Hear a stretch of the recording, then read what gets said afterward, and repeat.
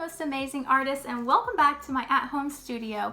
Before we get started today, I wanted to go ahead and let you guys know that I am so proud of you for all the work that you've been creating. It just warms my heart to know that you guys are still creating even while we're not at school. So really keep up the good work, keep creating, keep those creative juices flowing in your brain so that when you do go back to school, you are ready for art.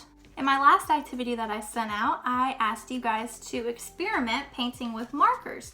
I needed you to make 2 pieces of paper, one with warm colors using reds, oranges, and yellows, and even pinks, and then another piece of paper using only cool colors, blues, purples, and greens. I needed you to make 2 pieces of paper because that's what we need to do a paper weaving.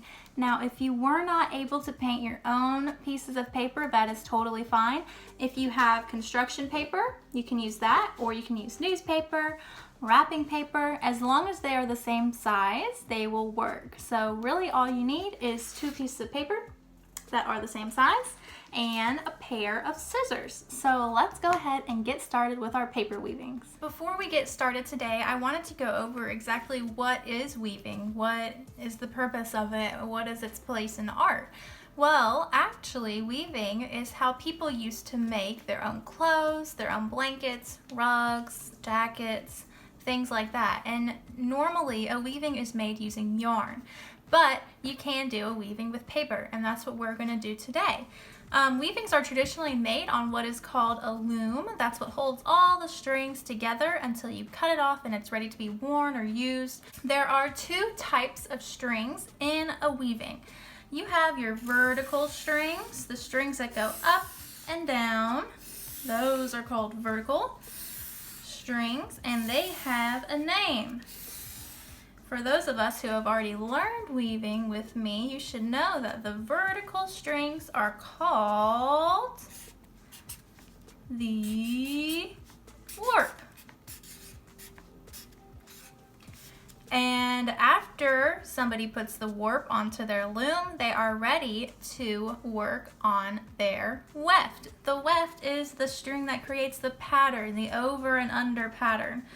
So if you go under your first warp string, then you need to go over, under, over, under, over. And the pattern continues all the way down. So for this string, I went under, so for my next one, I'll go over, under, over, under, over, under.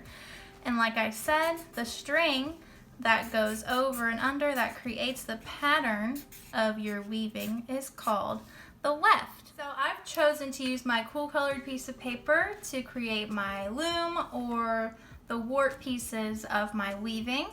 The first thing that you're going to want to do is fold it in half this way. And for one of your flaps, so here's my first flap, here's my second flap, you're going to fold it downwards.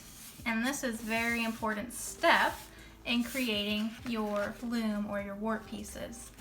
So this line that I created is called the stop line. This is the line where our scissors will be stopping. You don't want to cut any pieces off of this paper after you're done cutting. You want this paper to stay in one piece, just have cuts in it. Okay, so this line that we folded down here, that is our stop line. Now you're going to grab your scissors after you have folded your paper in half and folded this flap downwards to show you where to stop cutting. We're going to find the bottom middle of your paper. This is the top middle, this is the sides, and this would be your bottom middle. So you're going to take your scissors right in the bottom middle and cut upwards. And whenever your scissors get to that stop line, you know what to do. You need to stop cutting. So now we have a lovely pair of pants. So essentially, I've cut this whole thing in half. Now I need to cut the 2 halves in half to make fourths. And how we're going to do that is you're going to find the middle of each big pieces here. So find the middle on the bottom and cut upwards. And don't forget to stop at your stop line there. And what a lot of people like to do is after they've cut one section in half, they take this skinny section right here and then they try to cut that in half. Don't do that. Okay, we need to cut this bigger, fatter section in half, okay? So find the middle of that and cut up to your stop line. So now we have 1, 2, 3, 4 equal pieces. So our last step is we need to turn these 4 equal pieces into 8 equal pieces. And to do that, we have to do the same thing that we've done before. We need to cut each of these pieces in half up to our stop line. So try your best to find the middle and cut all the way up to your stop line. Okay, don't cut all the way through because we don't want any pieces falling off. And then you need to find your next big piece. Don't go to this piece because then you'll have really skinny wart pieces. We don't want that. So go right here in the middle and cut upwards to your stop line.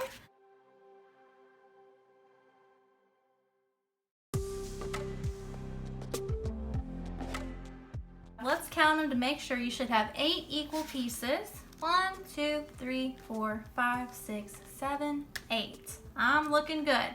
So now you can open it up.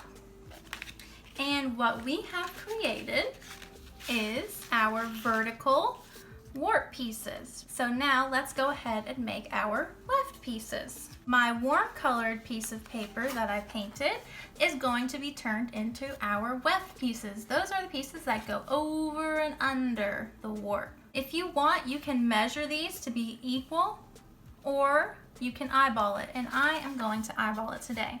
So I have it horizontally laid out in front of me, and what I'm going to do is I am going to cut straight down the middle, all the way down the middle. So now I have 2 equal pieces. This is kind of like how we made our wart or our loom, but we're actually cutting through the entire piece of paper.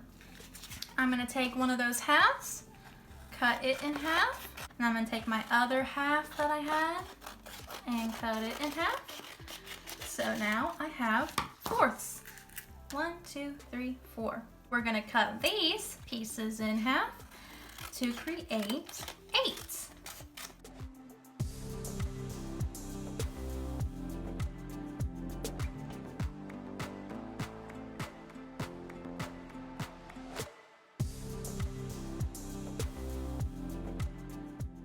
And if you notice while I'm cutting, I am cutting away from me. I never cut towards myself. That is basic scissor safety. Always cut away and in one direction. I have 8 almost equal pieces, and you can stop here and you can go ahead and weave with these pieces, but if you want them to be skinnier, then you can cut these ones in half. If I cut 8 of these pieces in half, does anybody know how many pieces I will end up with in the end? What is 8 times 2? 8 times 2 is 16. So after I cut all of these, I should have 16 weft pieces.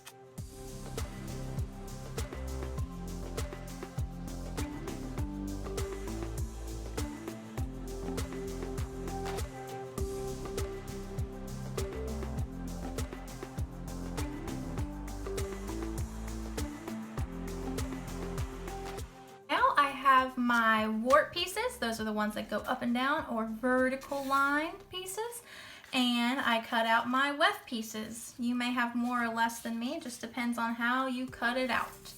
Okay, so now we need to weave our weft pieces into our wart pieces. Remember, the weft is the piece that goes over and under. It doesn't matter if you start over or under.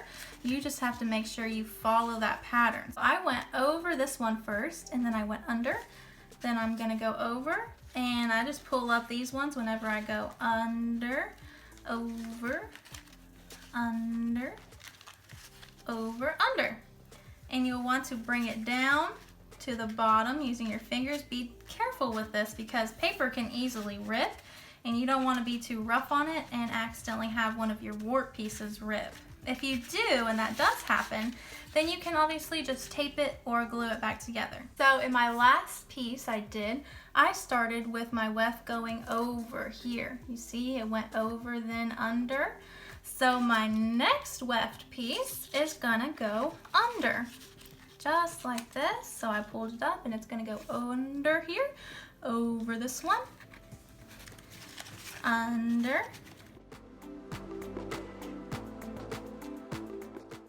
and you need to always bring it down to the bottom, but don't pull too hard because remember, paper can rip very easily. We want to be very careful. So you know you got it right if your first one is the opposite of your last one that you did. Okay, now let's do our third one. So I first went over here, under. That means my next one needs to go, you guessed it, over.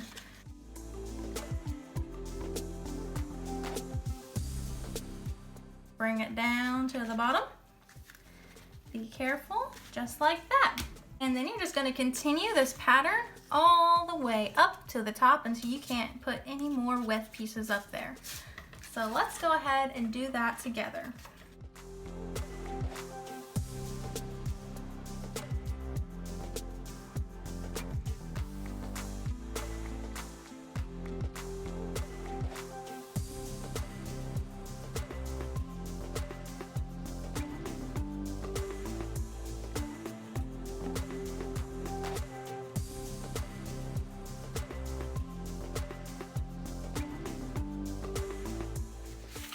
And there you have it, guys, your very own paper weaving. I really hope you give this a try, and if you do, go ahead and send some pictures of your beautiful paper weaving my way.